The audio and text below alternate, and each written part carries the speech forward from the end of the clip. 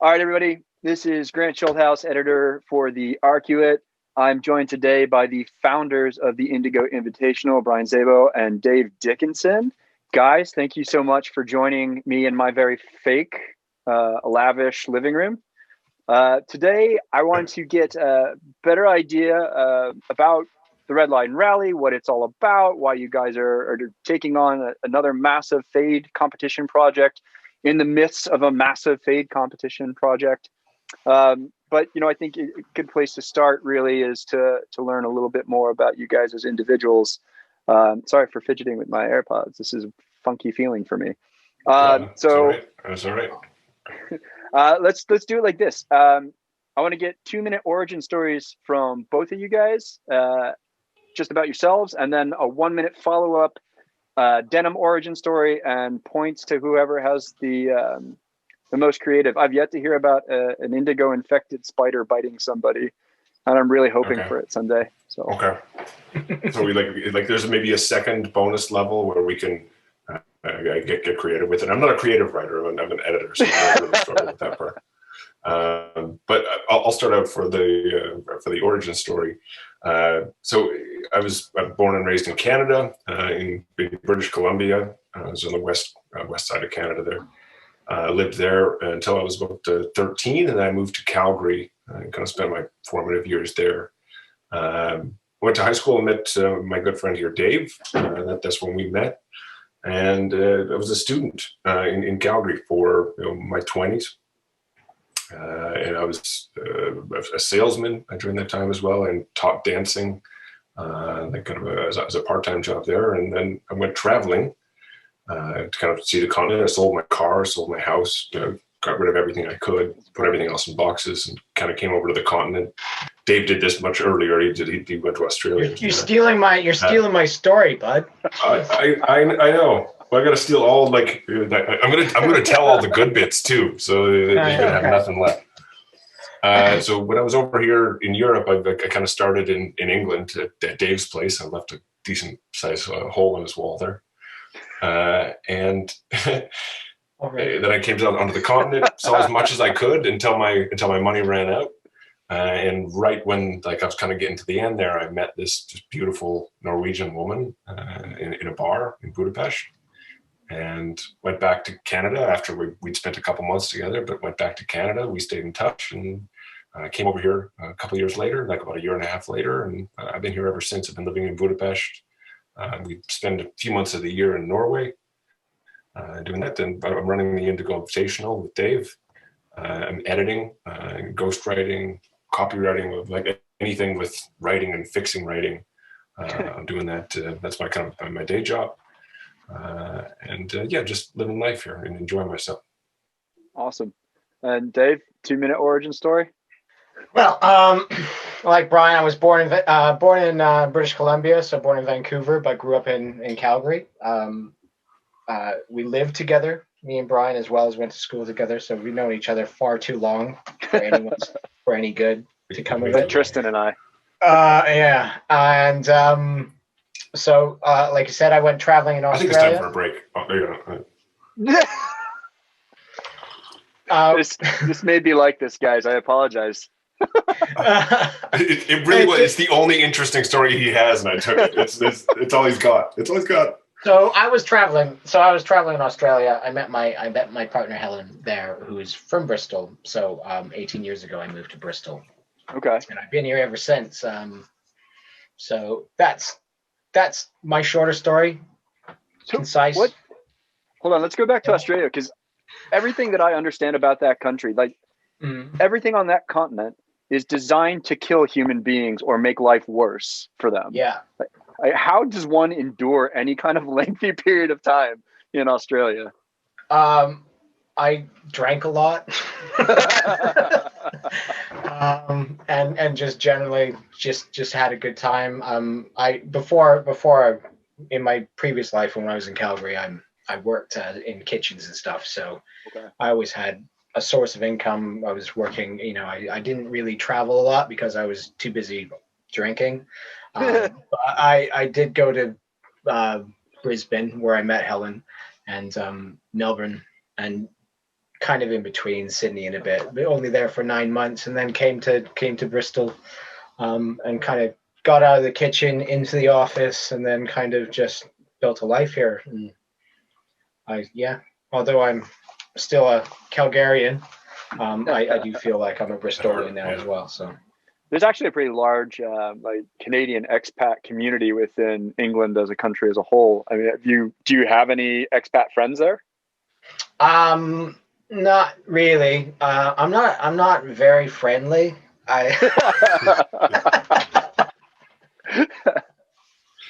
So that's fair. No. To be honest, you do kind of like you look out for them, but in Bristol they're few and far between for me. I know a few people that were born there and moved here, so they don't even sound Canadian. But generally, I'm immersed. I've gone native.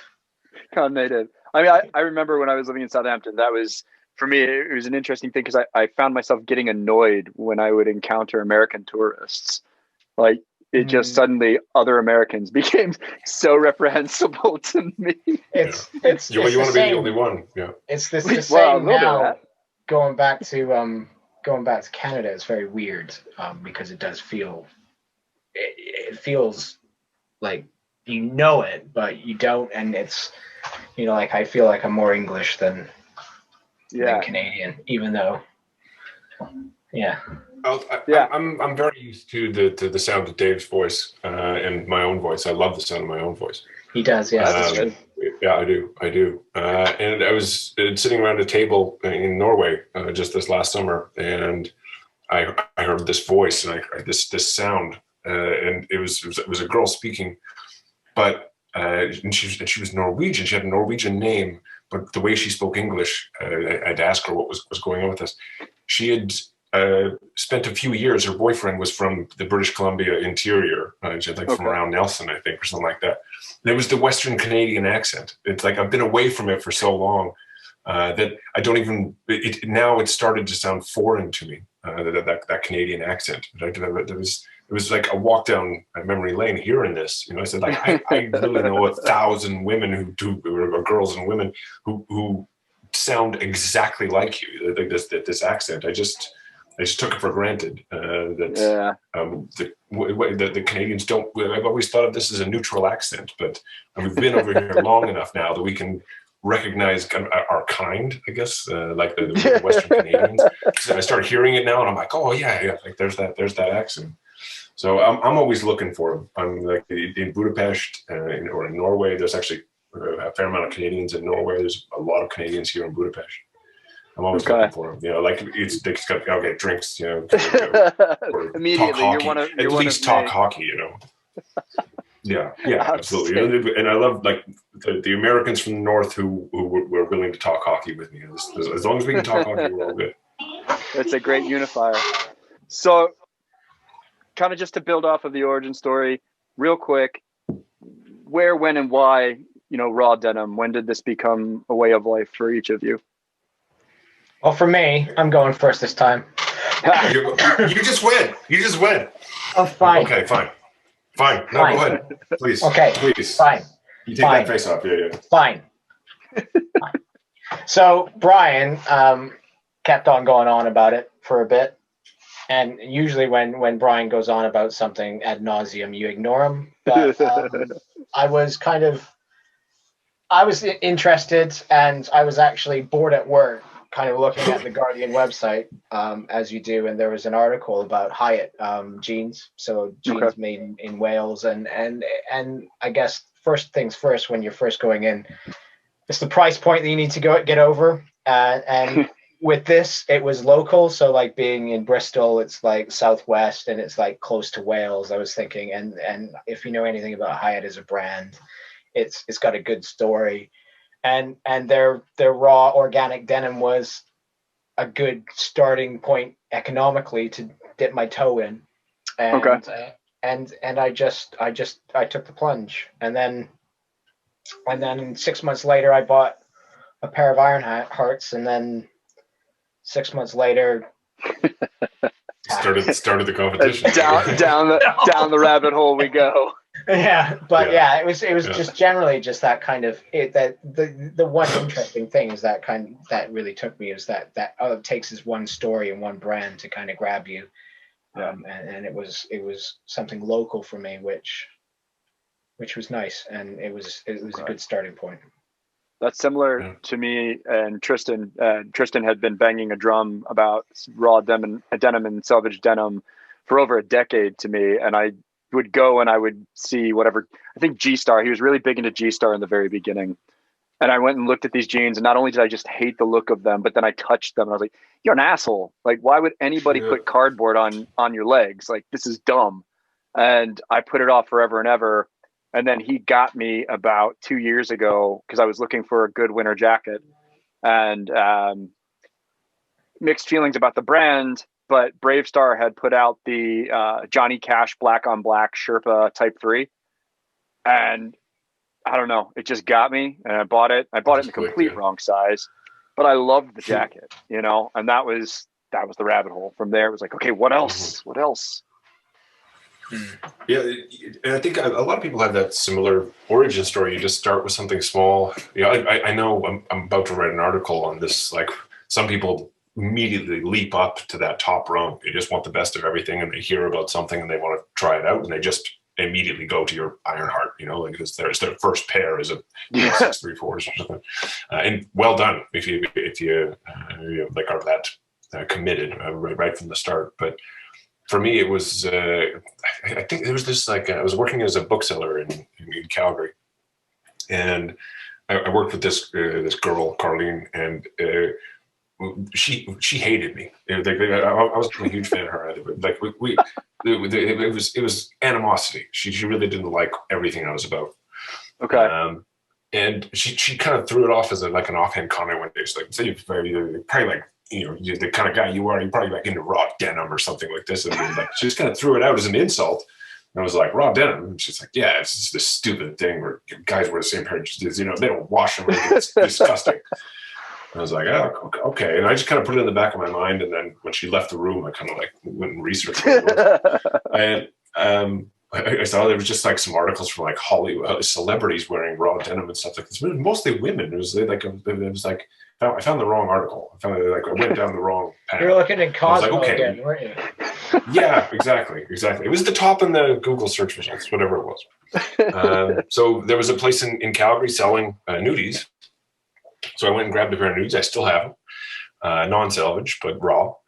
And I enjoyed the process of breaking them in. I didn't know anything about like washing. I kept them for quite a while before I washed them. But the real tipping point for me was the Naked and Famous. When I bought a pair of Naked and Famous, when I first started traveling, I went from Calgary to Vancouver, to where I was going to leave from, and I just ended up in the store down in Gastown in Vancouver, and there was some Naked and Famous, and I tried it. It was a much better fit. I liked the style more. It was about the same weight. It was about 13, 14 ounce. And I wore those every day, in my travels. Left a streak on Dave's wall, the Indigo streak. I came in and I turned around. He's got it's kind of a small room with freshly painted room. Yeah, freshly painted, and just left this like indigo streak on the wall. So that was my entry point into. That was really his experience. Welcome to my house. Yeah, the first one. And then facing the wall. Yeah, that's what I do. And then there was the second stage where I was in this shop in Calgary when I'd come back from traveling, and there was a guy who comes in, and the guy behind the counter is like, "Oh man, Ironheart's nice," to this guy who just walked in.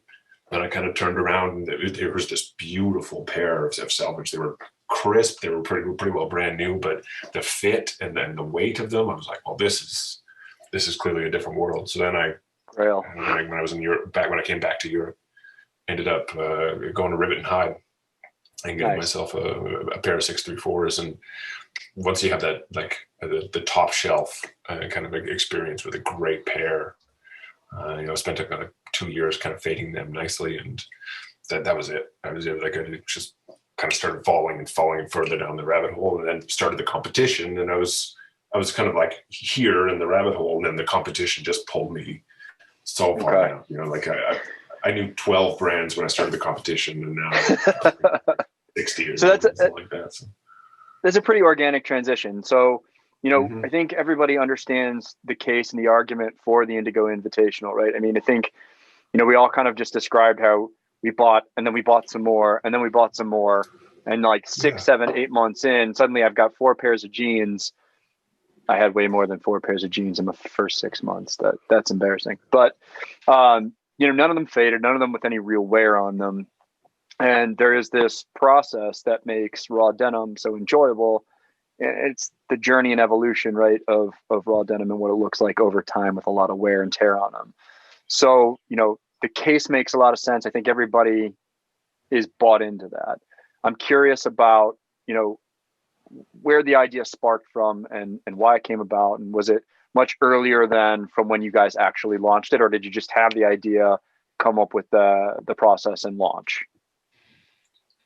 Well, I'll take this one, Dave. It started in this is my story. I'll tell this one. Yeah. To be honest, it was all so I was in the raw denim Facebook group, and I was seeing a lot of pictures of brand new jeans. It was just every time I would check the feed in there, it was just pictures of constant brand new. Like, you know, or somebody had been wearing them for 3 weeks, and then it's the same person again, and they got another brand new pair. So like I just was seeing this really deep rotation kind of philosophy, and I kind of asked in some of the comments, you know, said like, well, why don't we do like, you know, a competition or something like that? And Alex Swords, he was one of the first, he was the second place finisher last year. He's like, yeah, we've been talking about this in the group about doing a fade competition for ages. You're new here, you know, but like we've been talking about this. And I was like, well, why isn't anybody doing it? He's like, oh, we'll do it. You know, like, and I was like, okay, well, I'm just going to start reaching out to sponsors. I'll start reaching out. Like, I'll make a Facebook group. This was when Dave jumped in. And as soon as I had like kind of a name, and we started reaching out to sponsors, and then just boom, it just exploded. People started jumping in, and So when he go ahead. When he told me he was going to do this, I was like, well, you're going to screw this up, so you're going to need some help. And essentially that is it, is that, you know, like Bryan had the initial idea, and then we just started talking, and I was like, I bet you didn't think of this. I bet you didn't think of that. You're going to need to think of this. And we worked together to kind of start building. So Bryan started talking to the sponsors, and we got more sponsors. Then I was thinking, doing a boring job that I do in IT business change, I know a bit about project management and that kind of thing. So I started basically putting some structure to this, so it didn't just blow up in Bryan's face. And it's just gone from there. And I think that's what we continue to do as well, is just this kind of like Bryan going, I have a great idea, and I'm like, whoa, and then back and forth. How about this and how about that? And it's been kind of that ever since. And we've been kind of, it's just been rolling. So when you've got this international competition, it's all comers, it's free to be part of it, and the only real obligation is, you know, commit to a pair of something that's made to fade. You know, how did you guys really attract, first of all, registrants, let alone sponsors for something that is, you know, in its first year, unproven as a concept? Yeah. Well, we weren't the first fading competition. It was the first kind of fading competition of its kind, I like to think. But there have been a number of people who come out. There was the heavyweight denim championships, I think. There's the DWC. So there were a few other fade competitions. When we looked into it, it looks like some of them had like between 100 and 200 competitors, you know, from the looks of kind of at their peak. And we got 150 in the first year at ours, and we thought that was pretty good. We were really happy with that, but it was just organic. We just kind of made this thing like kind of wide open, and people just kind of came to it, and like especially through the Raw Denim Facebook group, it just word kind of spread, and then kind of spread into the Instagram communities as well, and people were willing to try it, and we had some prizes.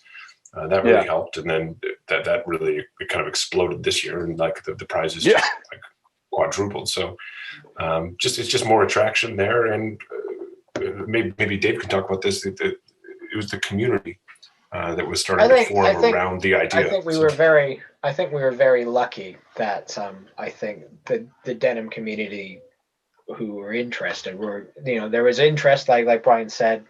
I think we were just interested, and we wanted to learn as well, and I think that's where it came from. So you see fading competitions that are essentially just for the marketing. You have that, buy this pair of jeans, and then in a year we'll check in and give you another pair of jeans. So because it was just organically growing from an existing community and people were interested, it was just like, well, let's see what happens. Let's see what you're going to wear, as long as it's going to work. And there was only 3 months. I think we put it all together in less than 3 months. I think it was It was like April, it started May. on like it was June, May but 19th. I think you messaged me end of March or mid, saying I'm doing this, and I'm like, well, that's not a lot of time. Have you thought? And then we just started like, well, how are we going to do with this? How are we going to get people? How are we going to make sure that people are? The biggest thing for me is making sure that everyone was comfortable, and there was enough structure to make people engaged and feel like everything was on the level and we're open and honest, and I think it was just getting that going. And then through that first year and the success and how everyone enjoyed it, I think just made the second year just explode. And I don't think I think at the start of it, we're like, it'd be really great to get 250. Yeah. I mean, I think that was the first number we threw out. Yeah. Yeah. Well, I mean, you guys said you started with about 150 registrants at the beginning of year one, and that number whittled down kind of organically over time. But, it sounds like, I mean, correct me if I'm wrong. How did you have a baseline of, it's only worth it if we get to this number of people involved, or? Not really. I don't think at the time it was just see what we were just learning as we go. We were just like, that the cartoon where someone's on like that pumpy thing, and you're laying track down as you go. Yep. I'm with you. That's kind of how it felt like in the first year. That was pretty year. good. I got that. Yeah, so you're like, and so we didn't expect, we didn't know, like I think we didn't know how asking for monthly updates was gonna happen. It's global, so as you know, for anyone who's in it, you see different levels and things happen, but it just worked out, and half. Although it was less than half at the end, I think it was still a success. People got out of it. Even if you didn't finish it, you still learned something, I think if you don't finish the 365, you're still learning something about what your relationship to denim and what it means to you. So some people would be like, oh, I'm not doing that again. I'm glad I did it. And some people are like, let's do it again. And let's do a shirt as well. Yeah, I mean, so flash forward a bit. Now we're approaching the halfway mark to year two. You guys broke the 800 registrant barrier. I mean, that's a 700% increase, right? That's way more than 250 people. You've got all the registrations that you had to validate, all the monthly updates, all these moving pieces, and then still had to build sponsors and prize lists. Do you guys look at that now and think, this is validation or proof of concept for this competition, and that there's an opportunity to build off that and take it to different avenues, I guess? And maybe, we'll go further, but like the different avenues, that's where we're looking at in the Redline, trying something new here. But even what we're seeing with the Redline, suggests that like the Indigo Invitational, what that is, how pure it is, and how simple it is, and how easy it is for people to. It's a little bit. It's a harder sell to say, "Hey, wear a denim shirt for 365 days," which you don't have to do for the Redline. But for jeans, it's a very easy sell. Because when people go, "Oh, okay, I can wear the same pair of jeans every day." Yeah, I'm already wearing jeans every day. I can just dedicate myself to one pair. So there was the 850 registrants that we got this year. That's showing that there's a strong interest out there in a fading competition like this, and we've been able to keep the enthusiasm up. We lose a little bit every month in that, but we're able to keep that going because there's a core community there that really is spinning around this axis of phase. It's like, wow, we love this. We will love the way these jeans develop, and it doesn't matter where I finish in this, whether I'm on the podium or not. It's still just an experience, and it's a community that's coming together around this idea. Yeah. So the proof is definitely there that this is something of value, and it is worth, for Dave and I, and we've talked about this a lot. But there's that question: is this worth it? Is this worth our time? Because it's a lot of time. So, and I think that. Go ahead. Sorry, Bryan. I think when you see 850 people sign up, then it's clearly something.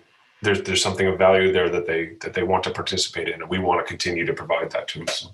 And I guess it's also throughout all of, we're always trying to learn and look at what we could do better. We learned a lot from year one how to make things better, and I think it's shown in how many people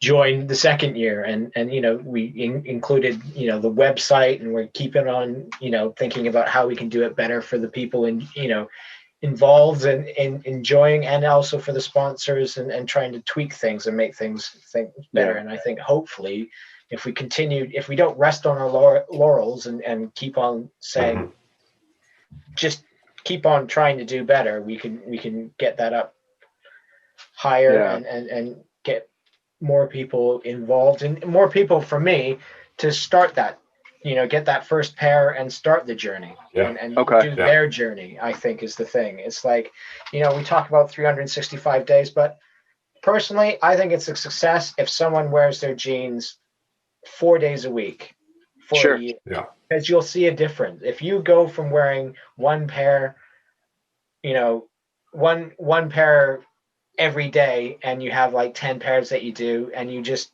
knock that down to like one pair for most of the week for a year, you'll see a difference. I've seen a difference, because last year I didn't have a pair. Well, this year is my first year doing it, and I'm almost halfway through, and you see a difference massively. Yeah. I mean, I've been shocked, and I was a victim of the same thing, where I was new and I was suddenly just buying all this denim because it was cool. And if you go on OD's website, and I love OD, right?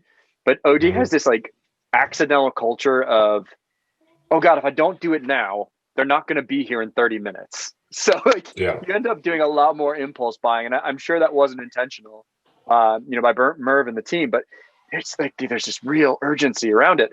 So I ended up with this closet full of denim, and was like, yeah, this is all really cool denim, but I don't see what others are seeing. So, for me, my first year in really committing to a pair of jeans, and you guys have seen the pictures from the Namas, like it's been wild for me. I just didn't even know that the potential was there. So I'm loving it. I guess Dave, sorry, Bryan, do you want to add? No. Okay. You got that. So I think, thinking about, we're at the halfway point for year 2. When do you guys start planning, for year 3? And based on the size and scope of year 2, does that provide or bring up any sort of unique challenges for planning and pulling through year 3? We started talking about year 3 at this, when year 2 started. I think there's a few things. I think even like I said, we're always learning, and I have a few ideas that I'm like, well, we can do this better. I'm never happy. So I'm always like going, well, this is awful. Why did I, this went wrong, blah, blah, blah. So it'll all translate, for year 3. we'll probably do some tweaks. The good idea, maybe try and figure out how to make it more engaged. I think the one thing that we learned from year 2 and hopefully get people sticking in is the addition in year 2 of saying, if you make your 365 days, you're not in the top 20, you're still in a raffle to get something, because achieving, and that is something that I think is important, because if you're starting out and you see after 3 months someone who's in a very humid hot climate getting ridiculous fades, you're like, well, it's the whole thing. It's like what we always say is it's your own race and everything. Journey, hopefully that helps people think, what, even if I get through, I've done something that's unique to me and I might be able to get something. Bryan, is there anything that keeps you up? This is a massive undertaking for both of you. It's just the two of you guys that wade through all these submissions and registrations. Obviously you've got sponsors involved. Like, what keeps you up at night about this competition and, future iterations of the Indigo Invitational?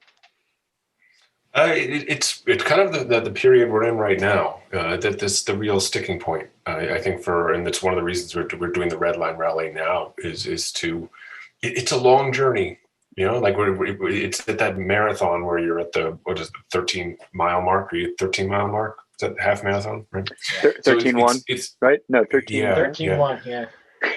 Yeah. So hey. It's a really a tough point in the journey, because those you see the progress you've made on the pair, and they're coming along really nicely. Maybe you're starting to get blowouts and stuff like this, and you're having to really wrestle with the repair side of it, and getting that pair across the line. But it becomes a little bit more of a challenge at this point. So we need to get people from here to about that 10-month mark. And at 10 months, then you can really see that finish line coming into focus. You're on the final stretch. And it becomes a little easier at that point. That's what we found last year, at least. Like, the enthusiasm kind of dips a little bit in the middle, but people stick with it. And we saw that. We're seeing this in the numbers, every month, where there's this core group of dedicated faders, and they're sticking to it. They're getting those updates in every month. They're excited to see their name on that list, whenever we release that. So that's what's keeping me up, is really how to get people excited about the denim feeding process, and keep them kind of engaged in conversations, et cetera, because that's the way we can kind of carry forward, so we can carry year 2 into year 3 if we can keep that enthusiasm. We're expecting a dip, but we don't want us to dip too low. Okay. For me, the balance is key for me. A lot of things keep me up at night. More of the back house stuff, the admin stuff. Like, we haven't done this yet. We need to sort this out. We're coming up to this point. Blah blah blah. But for me, the thing that I always worry about is maintaining the balance between all of the denim community. So the people that wear the denim, but also those sponsors and the brands and the shops that arm that community. And it's trying to find the balance so everyone finds value, because I think if everyone is enjoying it and finding value in what we're doing, then will it only get better, and it'll get what's stuck in my mind, and you may know from our first shirt, is that Le Mans kind of feel. Is that I want this invitational to be the Le Mans of denim. So I want people to be like, I want to be seeing what this denim does, and I want sponsors to maybe feel like, let's see what our denim does as well. Yeah, I think terrific analogy. Yeah, because it really works. Dave and I have talked about this a lot. This idea that as a way to approach sponsors on this, because I know there's brands want to sell product. They love customers like you, Grant, who come in and you are like, you're watching those new releases and like, I have to buy this now because it might not be here in 2 more days. They love customers like that, but they also at the core of that, there's this passion behind the product, and you see this in a lot of the brands who've kind of joined us. on this journey for year 2 and also for the Redline Rally, is they want to see what their products can do. They're happy to have people just kind of stack them up in their closet, but they also want to have at least a part of the buying community really putting their products to the test, because that's the best kind of marketing you can have as a brand. It's one of the strengths that Ironheart has always had, is that that they're able to take something to market and say, look what this does if you beat the hell out of it. It just gets better. Like these other jeans that'll just fall apart and shred off of you.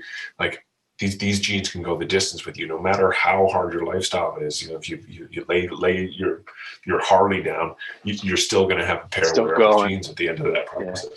So yeah, it's still going. So stubborn, like a stubborn denim, and like how much can they take? So it's a great testing ground, and Le Mans is that as well. It's the makers come there to prove their products, and that's what we want to do for the Indigo Invitational. It's a great chance for wearers, but it's a great chance for makers as well. Yeah, I mean, I think that's been really exciting for me too. Is as I start to see the change in my Namas, and I feed those photos back to Visesh, and he sees, his product, his creation evolve over time, and I don't think you guys had any Nama registrants last year, but there's a couple this year. And, Aaron out in New Mexico is also wearing Nama, and it's crazy. Just, he picked a different denim. His evolution is different, but still really unique and beautiful. And I think it's proving concept of product for Nama as well. Right. So all these brands have to have that level of excitement. So we start touching on the Redline Rally now. You're launching another fade competition largely off the back of interest, right? And request for it, right? And you guys are amazing organizers for being still pretty, new at this. But it begs the question: are you guys fucking nuts? Like, this is another massive undertaking. Yeah, that's a fair question. But I think we have the base. We had the base. The base. Okay. No treble. We had the base. No treble. To do it, so it made it easy to start it, but it is a bit crazy. I have to admit, I was like, what are you nuts? But Bryan was keen. He talked me into it. He talks me into a lot of things. My default position has always been no. If it was up to me, it's still no. It's like, why are we doing this? It's ridiculous. So, but it's all about people getting involved, and if they wanted it, we can do it, and we just see it. It's like it feels like year 1 all over again, which is also kind of exciting. Like it's new. We don't know what the take up is. We have our ideas of what we're hoping for. I think it's a bit more niche, like Bryan touched on the shirt, but it's a completely different beast as well. So it's hard to compare. As they say, it's same but different. Sure. I mean, this is 100%. Bryan touched on this earlier. It's really easy to get somebody to say, okay, I'm going to wear the same pair of jeans for 365 days, as many possible days as I can stand to wear them, or my family can stand me to wear them. Right. Chris Clark's a great example of just being able to put up with extreme conditions for shirts and jackets and what he's willing to tolerate. I look at him as kind of like this guy's definitely going to go the distance in a shirt or a jacket for the Redline Rally. What are the if the shirt will make it? It's a standing question whether the way he abuses his clothes, the shreds that his jeans are in. He won filthiest fades in year 1, and nobody has ever earned anything as much as he earned the filthy fade title. There's going to be like a small, it's the same way with the jeans. There's going to be a small contingent that just do crazy things that we're going to be looking at, like at least I would say like maybe 24 amazing faded pieces at the end of the Redline Rally, maybe more than that. And that's going to be great. But for the rest of us, and I'm including myself in the number, and the rest of us, I'm going to do what I can with the shirt. I'm definitely not going to wear it 365 days. I don't think that's that's realistic to expect that to 365 days in a top. That's a lot. So we're looking more, and it's going to like there's the washing element of it, etc. There's just too many moving pieces. So I think a lot of people will put a couple wears in a week, but it's centering one shirt in the rotation. It's the same idea that we use to drive the Indigo Invitational. That you've got this closet full of amazing shirts, and we're asking you to add one more or a new jacket. So that's a big ask. But what you're going to do with that becomes important, because you put that at the center of the rotation. Maybe you still got a couple other shirts you're rotating around it, but your fading focus is on that one garment for a full year. And I just want to see what comes out of that. This is more. I definitely didn't expect 850 people. But focus is a good word, isn't it? It's because, like, I don't know about you, but at the end of every day, I take off my jeans and I do lift them up. Oh yeah, sides. Mm-hmm. And you know, like when you have shirts, you don't do that, and then next thing you know, it's been a year, and you're like, wow, this has really changed. And I think if it's anything, just like focusing on one shirt that you wear once or twice or 3 times a week, and you do the front and back check before you go to bed after you wear it. That's all it is, you know. Like then you'll see the difference, and then you'll start thinking about it. It's like what everyone's probably thinking about is next steps after this jeans. People are already talking about year 3 jeans, is because going through the process of actually focusing and tracking something, you start learning, and then you go, well, I don't think I'll get that cut next, or I might try something heavier or something like that. And I'm hoping that people will get the same experience out of the shirt and the Redline jacket. And think, you know, I want to do this, I want it was too tight or whatever, that kind of thing. Yeah, just gives you them that extra level of knowledge to bring into the community, bring into your next purchase. Dave said that, like, he hasn't gone through that process with a shirt. I've been going through that with this iron and white, and it's only been like, I don't know, 5 weeks, for like maybe a little more than a month and a half, maybe. But I'm seeing those changes start to happen, because I'm wearing a piece of denim every day. Just get on, slide it over my shoulders. And I'm going to be sad to put it down on May 1st when we start the Redline rally. But I can see that it's the same process. It's the same idea. It's the same. I get the same joy, even more so because when you look in like the denim communities, you see 300 posts in a row that are all jeans. And then one faded shirt, and it's so like when you see that faded shirt, you're like, "Oh my God! Like, look at how beautiful that is." It is just so rare. So I want to give everybody in the Redline Rally a chance to have one of those, to give them the excuse to put that shirt through its paces, and then at the end of the year, even if you don't have the fully faded shirt, you've got the foundation, so that that's the shirt first you want to go to. That it's still at the top of the rotation. And I think that makes a great case. I mean, we kind of figured the case for the Redline Rally would be, very similar to the case for the Indigo Invitational. And I appreciate you guys kind of spelling that out, because, I think, I bring up Aaron from New Mexico, right? My fellow Nama fader. Initially he wasn't going to get involved with the competition because he really he's like, I'm already wearing one pair of jeans every single day. I don't think I can do that with a shirt. And the conversation he and I had was like, I'm not certain, but I don't think that's really going to be the expectation for the Redline Rally. So I think for those who might be on the fence, like hearing you guys talk about that was really useful. So I appreciate that. Yeah, well, I hope so. We haven't really gone too much out there to make that case. Like we've been kind of said, like the idea. We hoped the idea would just kind of sell itself. But we find the more we get a chance to kind of talk to people about it, they're like, "Oh, okay, that makes sense. Yeah, count me in." So. Yeah, I'm not going to be like, "Have you washed it yet? Can I smell it?" I can't smell. No. I can't smell your shirt through these update photos. So you must have washed it. You're out. No, it's not like that at all. It's the same. We'll see what Chris does. Just different execution, I guess. Yeah. So. There's one thing that stands out as very different, from the Redline Rally to the Indigo Invitational. So, a lot of the rules are still the same. It's still free to enter. It's still an all comers. But one caveat, right, that is different from, one competition to the other. You guys have fixed vendors or fixed shops. Can you guys whoever want to just kind of elaborate on that and the reason behind it?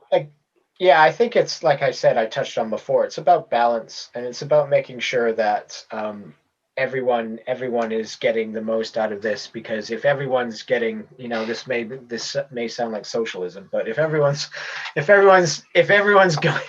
in hot button topic. Okay, he's even wearing red. He's even wearing red. If everyone's enjoying, look at this pinko. Yeah.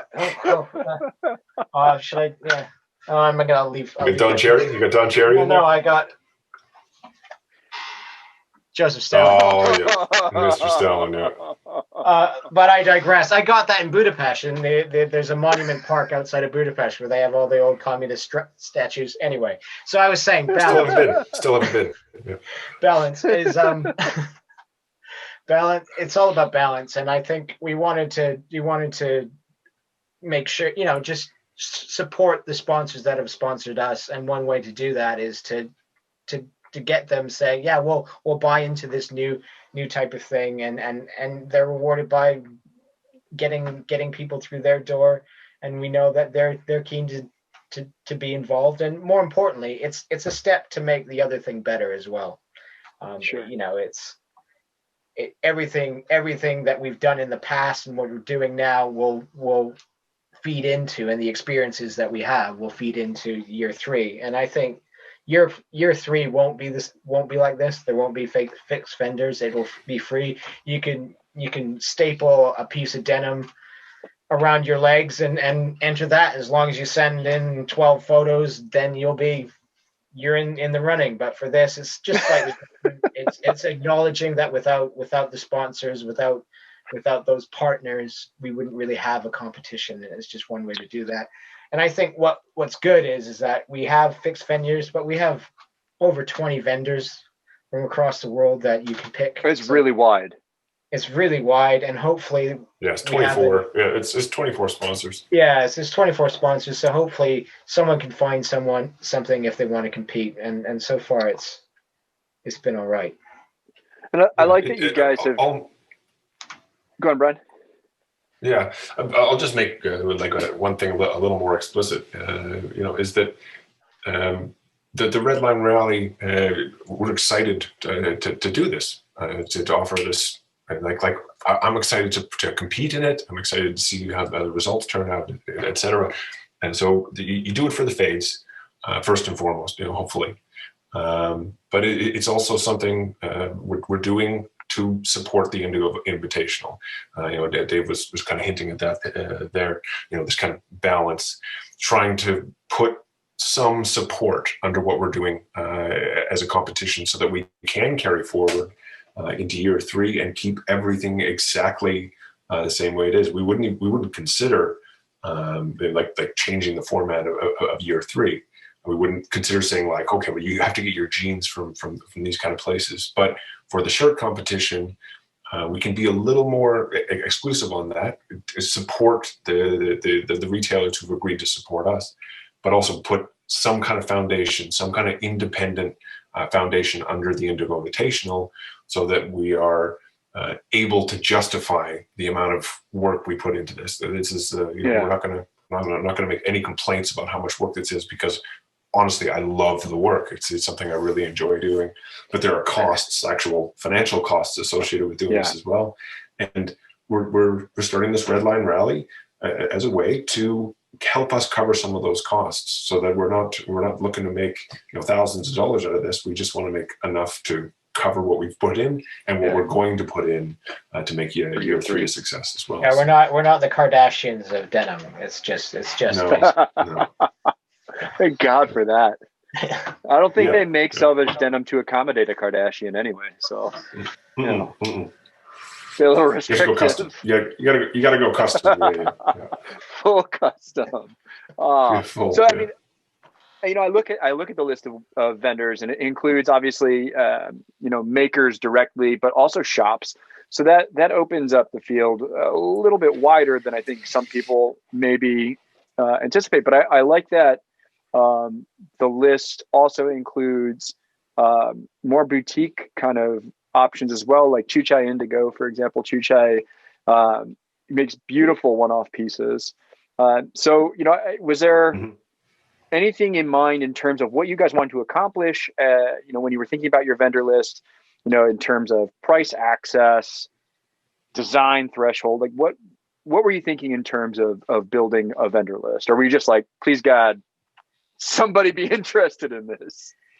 No, it's I was in charge of the outreach there to these brands, so I'll take this as well. But first, I reached out to the brands that I knew people would want to wear in a shirt competition. So, the first one we reached out to was Ironheart. We knew that it would be like a big cog in the machine for us, and they were. Okayama Denim also, when we knew as a stockist, would be a big cog, and so we got them on board. And once you have Self-Edge was a big one, James Dant, and a big one as well. We got like Iron Shop provisions, and then more later in the process, we got like Statement and Guttenborough manufacturer. So getting those, we wanted to provide a nice wide range of choices for anybody who's looking for a shirt there. Cover all the major territories. We've got quite a few brands in Southeast Asia. So we wanted to make sure that the people we've got a huge contingent in Indonesia and Thailand. So we wanted to make sure that they had local options that they could pick as well. But I didn't think too much about I need this kind of brand. It was more about location. Price point is also important. We wanted through the price range, but there wasn't really a design threshold or anything like that. We wanted people who were enthusiastic about what we were doing. So what we were surprised by was how many yeses we got. We sent this out and said, who's interested, and like it was 95%. We're like, yeah, that sounds great. We're fully on board. And some of the people took a little bit of a conversation to get them on board, but was like more than 95%. Like if we sent 20 emails, that one of them was a no. That's amazing. I think that's great. And, I think just trying to be conscious of everybody's time and everything else, I guess I'd probably try to bring it full circle and really just ask both of you, what's the rallying cry here? Like, what is your final thoughts? If you can convey one thing about getting involved with the Redline rally, what would that be, and what's your ask? I think for me, I'm aware that it's much more niche, but I think if you're keen, if you have that, if there's something in the back of your brain saying, you know what, I want to try it, just see what happens. I think that's my thing. Enjoy it. It's an opportunity to try something new, and just enjoy it. And that's with anything. That's with year 3 or what you're doing now. Just focus on yourself and enjoy it and learn. Because I think I'm learning every day about interacting with people across the world. I'm learning about how to make things better for this competition, but I'm also learning about denim myself and what I want to do next and what pair of jeans I want to buy and when I want to buy, and shirts as well, and like what do I want by quality and everything that comes with this community. And I think if you have any slight interest, just get involved and see what happens. You're going to buy the shirt anyway. Might as well join. Yeah. I think that's it. To put it blunt, you're going to buy the shirt anyway. Why not buy it just before May? Sign up. Try something different. That's what I'd like to do. If it was up to me, I think we're creatures of habit as well. Look at how many people and find something that you haven't tried before and see what happens, because you'll learn something probably.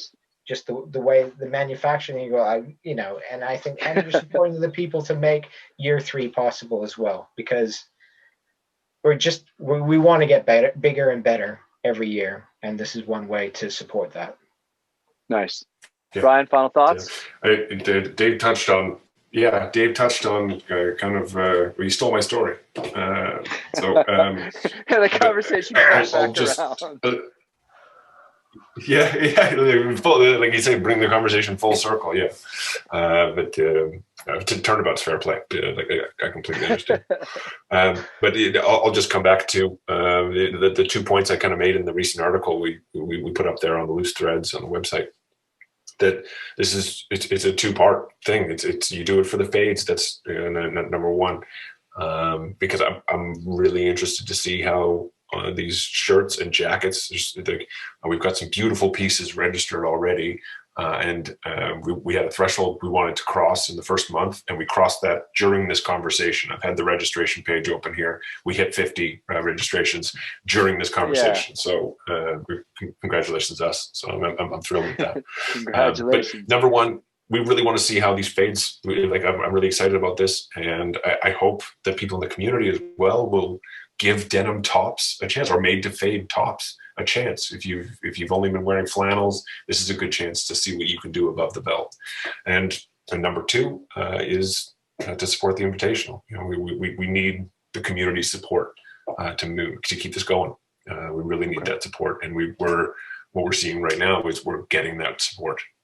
We've gone out and asked for people to join this competition, but to do it just with this slightest of restrictions, and they're responding by saying, "Yeah, I'm on board." They're keen to do it, so we're hoping to see more of that, and I can't wait to get started in May. So.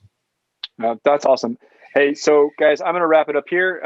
Just very conscious of the fact that you guys are hours ahead of I am here on the East Coast in the U.S. So let me say this. Thank you both very, very much for taking the time to sit down and do this. I am registered. I'm excited for the Redline Rally, and I am excited to see the Indigo Invitational Year 2 all the way through to the end. Guys, thank you for all that you do for the competition and for the denim community. And for the Arcuate, this has been Grant Schulthouse signing off. Brian and Dave, the Indigo Invitational. Thanks, boys. Bye. Bye. Bye.